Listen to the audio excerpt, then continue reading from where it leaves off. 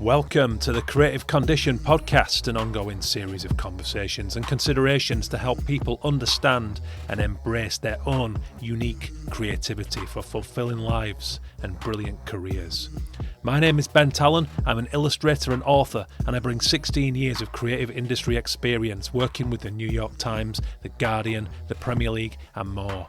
And I invite designers, artists, psychologists, scientists, coaches, athletes, sensitivity experts, and all kinds of thought leaders to help us broaden our knowledge of creativity.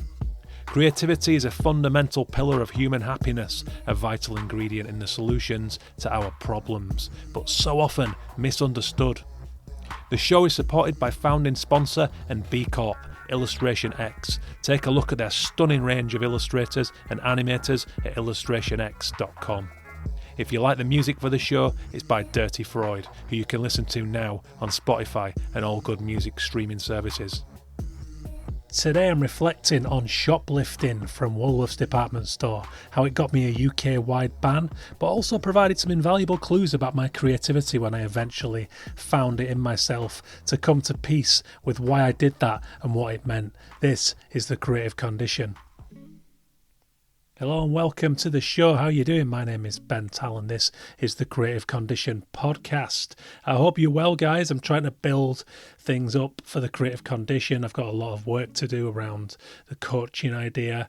I'm populating the YouTube channel. I just had a week away with the family, so that thing slowed down, but nice to see the Stefan Sagmeister interview getting a lot of love on there. The numbers are going up all the time, so if you do want to go and check out our live video podcast Off Festival 2024, you can do so now by following the bio link to the YouTube channel. If not, drop me a line, hello@bentalon.com, and I'll send you the link out there, or just search the Creative Condition Sagmeister, and it should bring that to you on YouTube. I hope you're well. How are things? I hope you're good. There's some nicer weather here in the UK. I know it's all a bit up and down worldwide with the climate emergency and everything, so I hope that's the case for you too. If it's not, then I am doing a podcast before too long with Yasmin Ali, who's just released a fantastic book called Power Up. She's an engineer, chemical engineer, working in the energy industry, now in renewable energy, used to be in the fossil fuel industry, and her book is a mind-bending insight into exactly what goes into energy production, transportation. It's really, really interesting stuff. So I'm going to be chatting to Yasmin about the creativity in terms of finding the solutions we need to avert the climate emergency or manage the worst bits of it if we're already past that point. So that's going to be a big one. I'm having to do my homework on that one. We've got Professor Carl Chin, an MBE, coming up, also a historian who deals a lot with the history of the English working classes. He wrote a real history of the Peaky Blinders. He's from Birmingham, is Carl, and I think some of his ancestors are from that lot, and he doesn't speak too kindly of the real side of the Peaky Blinders as opposed to the glamorised, televised, dramatised version. It's hardly surprising, is it? But I hope you're good. Big thank you to the founding sponsors of the show, Illustration X. They're doing wonderful work, including their new Trend X report, which I mentioned last week. Do follow the link on last week's episode with Abby Everett and Steph Martin of Stuff Studio and Evergood. And if not, I'll stick it in the show notes for this episode too. It's great. Illustration X spend a lot of time on the front lines of, seeking clients to bring work in for the artists on their agency, one of which I am myself. And they're looking at popular trends and patterns in the industry and feeding that back so that we, as people in the arts, can make sense of that and factor it into our own practice. So that's well worth a look, as is their brilliant news section over on the website, illustrationx.com. Not to mention all those brilliant portfolios worldwide. So go and have a look at those guys. Been here since day one back in 2016. Huge thank you also to the Ukrainian Institute, who continue to do vital work in supporting the incredibly brave Ukrainian creative community at a horrible time of war. You can also help them out by connecting their creatives, whether that's a commission you might have for them, sharing their work on social media, commenting on something that you think is strong. Let them know you're there. It's really important at this time that they continue to strive to create and find solutions for their own horrific problems. Check them out over at ui.org.ua. Big thank you to Steph and Abby for last week's episode. It was a belter. Stuff and Ever Good. Go back and listen to that. They're working on the brilliant More Than One Seat, which is an exhibition and project based around recognising the risk of gatekeeping for, in their case, for women who achieve great results in industries that have traditionally been sausage parties, very male dominated, and as a tendency to recognise that they are outliers, might pull up the ladder instead of collaborating with other women to get more people into that position. It's something that Steph Martin recognised during her work in advertising and wanted to highlight through this project and this work with Abby, two very talented lasses, both multidisciplinary artists and designers. So go back and listen to that, episode 225. The numbers just keep on climbing, as did the listeners. So thank you for that, guys. I've just moved across to Buzzsprout. So if you have historically listened to this on SoundCloud, which was my host for the first 7 years of this podcast, then now you need to jump across to Buzzsprout, because that's where I'm going to be. But that doesn't change anything in respect of being out on Spotify, now on Amazon Music, on, I think Google Podcasts is ending, but also on Apple Podcasts, which, going by the stats on Buzzsprout, is by far and away the most popular listening platform. So if you do get a chance, please remember to subscribe. It really helps the show. If you're a regular listener, only takes a click, so please do that and you will get every episode fresh to your device as they are released. Reviews and ratings are also incredibly helpful, so please take a moment to do that. And over the next week, I'm going to be setting up a Substack. I'm going to be writing pieces, one of which is today's episode. I'm also going to be setting up a Patreon, so other ways to support the show if you feel inclined. I'm going to be looking for new sponsors very soon because things are on the up. Some wonderful episodes coming up, like I mentioned, Carl Chin, Yasmin Ali. We've got Abby, get mixed up, not Abby Everett. Abby Lucas. So if you've read the Creative Condition book, which is also available now, signed copies at bentalonwriter.com/shop or on ebooks Kindle platform on Amazon. Abby Lucas provides a great in-depth interview. She's a drama and English teacher at a school here in Salisbury, and she's very passionate about the value of drama as a medium for helping kids who've had a tough start. I'm such a big advocate of that, of all the arts, for their role in that, and I think it's criminal that governments dumb down artistic expression in favour of the STEM subjects. You know, I could prattle on about that all day long, but the reasons are obvious. We need a broader education. STEM subjects are immensely valuable. We all need them. I needed them, maths, English, science and everything else. But you also need the other stuff, and that failed a lot of kids, including myself, in the school system. So that's going to be a big episode 2 coming up. So keep them coming. So I could go on. There's loads more lined up. But I won't. So let's talk about today's episode. So when I was 13 years old, I got caught shoplifting. I nicked an Ian Wright Corinthian football figurine, Premier League figurine, because I was so desperate to complete my team. And I got caught, and it was horrible. And it ended my foray into petty crime. And I'm going to tell that story on today's episode. I've written the piece because there's so much value in recognising these murky little parts of ourselves, the shadow self, if you're into Jungian depth psychology. Really valuable in terms of recognising and knowing the patterns of your personality and creativity. So I'm going to be sharing that story today. It's quite comical. It gave me deep shame for a little while, you know, because my parents raised me in a better way than that. And I'm sure all of you have got those kind of stories about little missteps in your life or parts of your personality that you're reluctant to share. But there's so much value for understanding our creativity if you can bring yourself to do that. So that's what I'm going to be talking about in today's episode.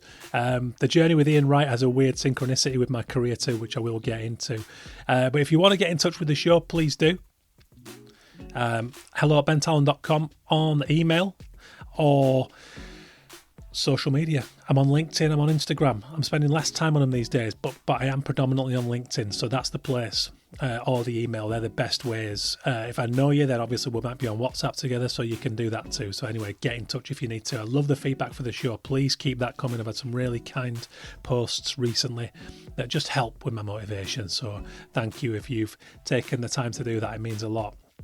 Right, that's about it. Big thank you to Illustration X and the UI at the Ukrainian Institute for supporting the show.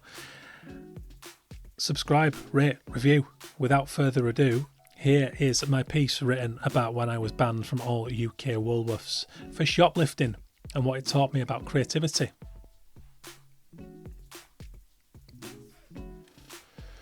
Stifling those shameful little moments and personality traits we all have isn't healthy. I recognised that much somewhere around the age of 15 when I finally shed the heavy weight of classic school self-censorship. There's no one way to do it. It's an individual choice. Inner peace doesn't require the external bravado some use to mask a lack of it. I saw my share of wannabe alpha males bowling around my hometown centre, shirtless, swilling a can of Stella down their neck and chest over the ears. It was an easy red flag of insecurity to see, even as a kid. Sometimes it can take a lot of work over a long period of time to really accept those uglier bits that we fear society will reject or ridicule. I was 15 when I met a bunch of local friends who were warm, caring, funny, and ridiculous in that they didn't bother with anything that didn't feel a good fit. They just were. If one of us suffered a romantic heartbreak, we rallied around. We were fine with crying and fine being mocked. Most of the time, we tore greedy strips from one another in a way that stopped just short of cruelty, and in the next breath, celebrated the reason for the jest. Very quickly after being a part of this, I felt great relief that I didn't have to hide anything anymore. And it set in motion the snowballing inner authority that has been fundamental to sustaining a 16-year career in the creative industry. But there was one incident I felt deep shame over for a long time. That one took a while to acknowledge. Once I did, I saw great value in it. So I'll tell you about it now. Maybe you have one like it. In 1996, at the age of 13, I was banned from every UK branch of Woolworths for shoplifting. I stole an Ian Wright Premier League Corinthian figure. For those who didn't care about football or aren't from the UK, a Corinthian figure was a popular football or soccer figurine with a head of caricature proportions. Still in my school uniform, I nudged the toy from its display and let it fall into my school bag before making for the exit. Just as I tasted the fresh air of freedom, a large hand landed upon my shoulder, and I was spun 360 degrees, then diverted down a dark passage in the bowels of the department store, where they took my details, each of them juddering and rasping out of my tightening throat like a haulage truck in a traffic jam. My legs had set like concrete, and in my petrified mind, it was all over. I very nearly pissed my grey trousers. It turned out that an undercover store detective just happened to be close by at that perfect moment. I wasn't a bad kid, mischievous at times. I had that common, dangerous combination of being curious, energetic, and in possession of a brain not well suited to the academic model of remembering things well and regurgitating them in an exam hall. So, I wandered around my passions of football, fantasy video games, comics, and Blur, without knowing what to do with them. My lack of drive in the classroom meant I sometimes misdirected my energy.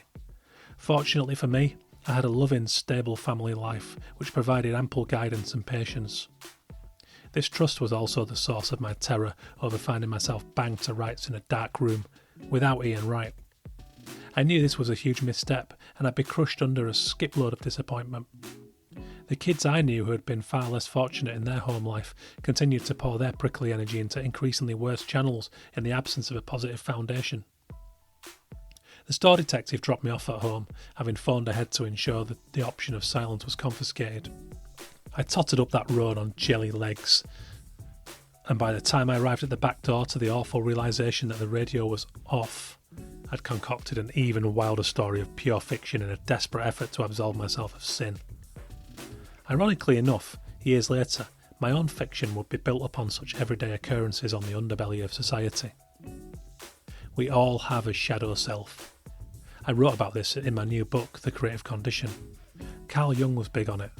The idea that for true inner peace we must embrace and assimilate all the dark parts of ourselves into our personality. Repression and lack of acknowledgement can lead to self-defeating unconscious decision-making, known as learned behaviours.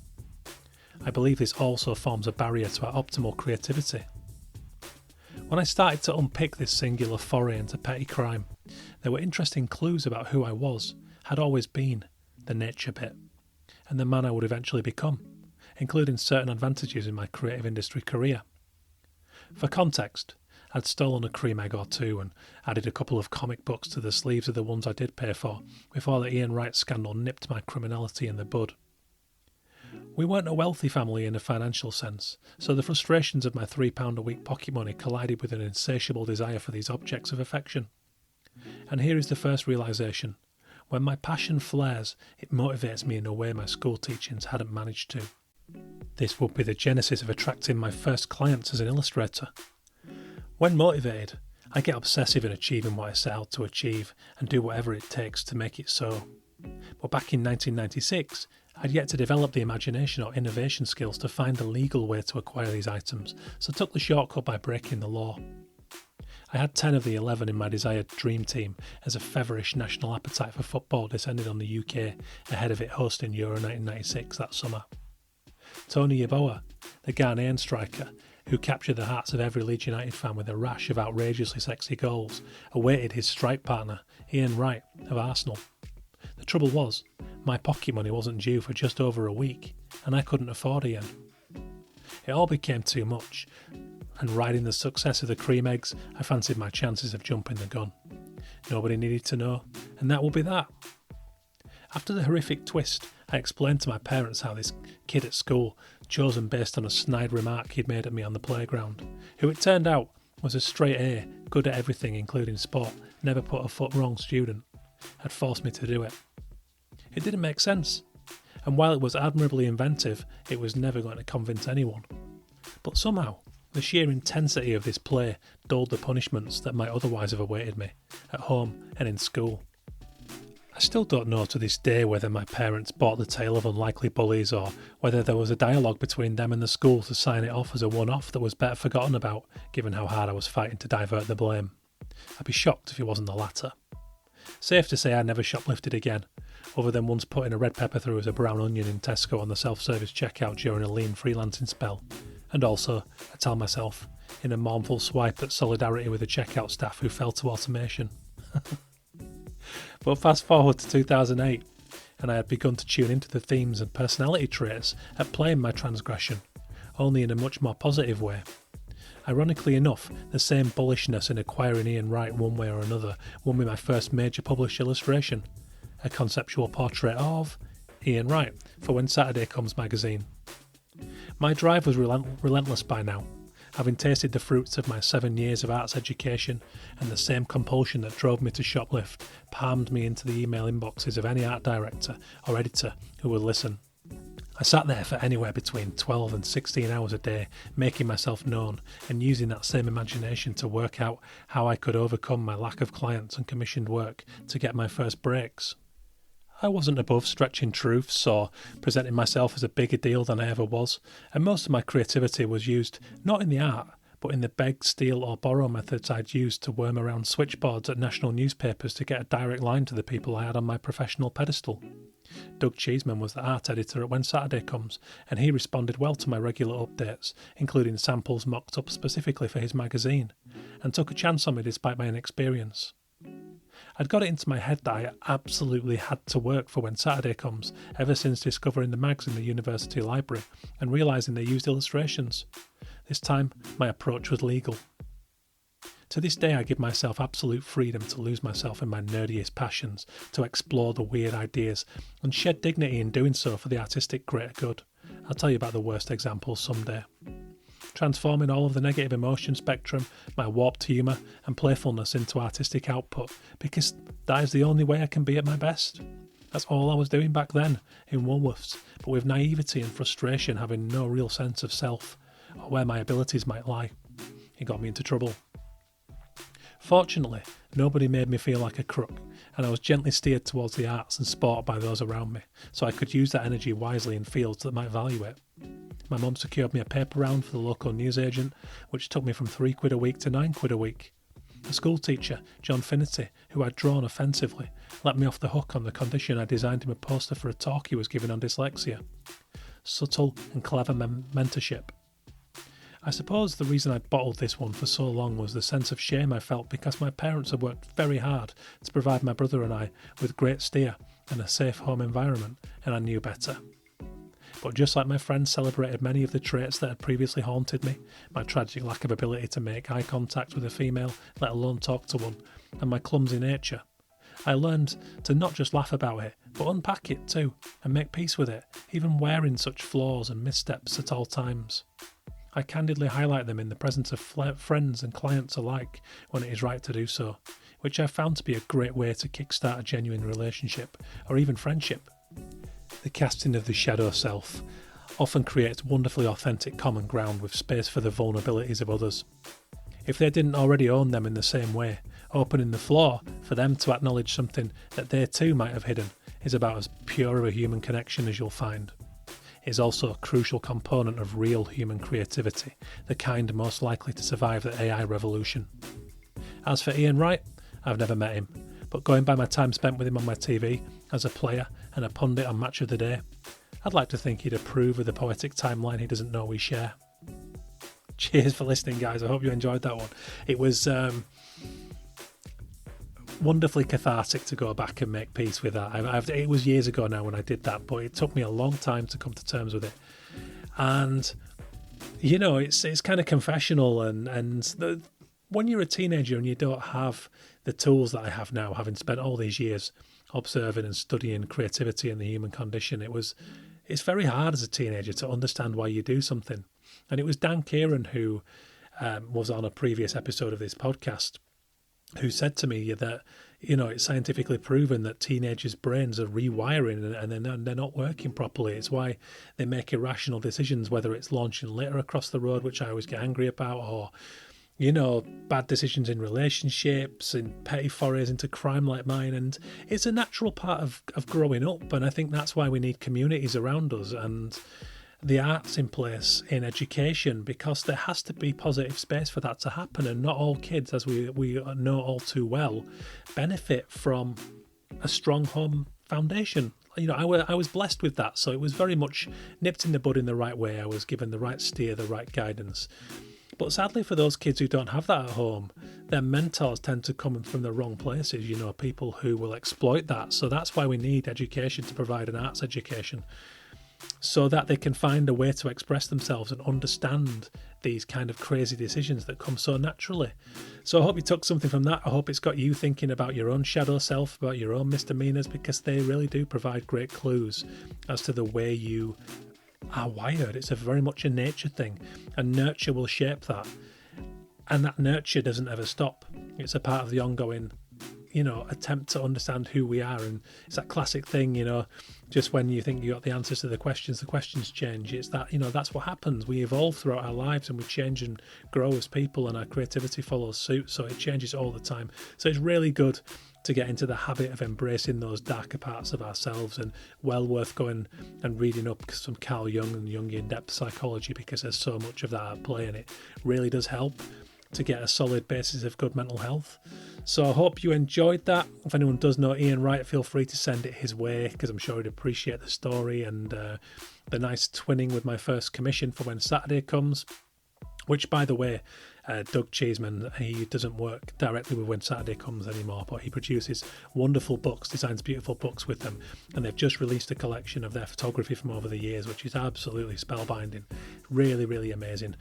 You know, photography of football across all levels, but more the culture of football fandom and why we continue to love the game despite the flaws of the modern era.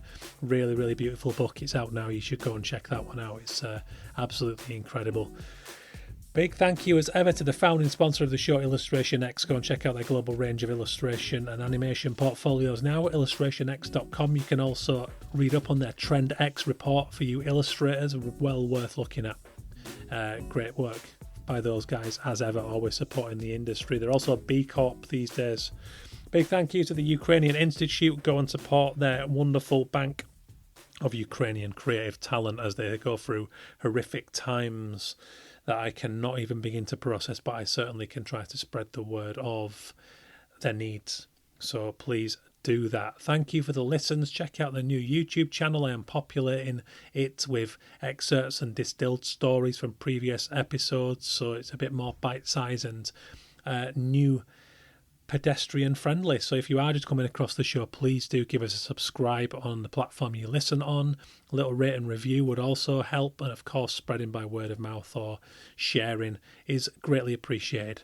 Thank you for listening, guys. I hope you enjoyed this story into my short-lived shoplifting career and what it means, and I want you guys to go away and think about your shadow self, because there's so much value there and it feels so good to let go of all those things we bottle up. It's good for us. It's important. Nice one, guys. Back next week with a brand new episode, yet to decide which one that's going to be. But I've got so many good guest ones coming up. And I'm also going to put forth another ramble about when AI art arrived on my local Gazette. Oh, it's heartbreaking, but quite comical too. Cheers, guys. Take care and go check out Dirty Freud, who provides the wonderful music for the show every week if you enjoy that. Cheers. See you later.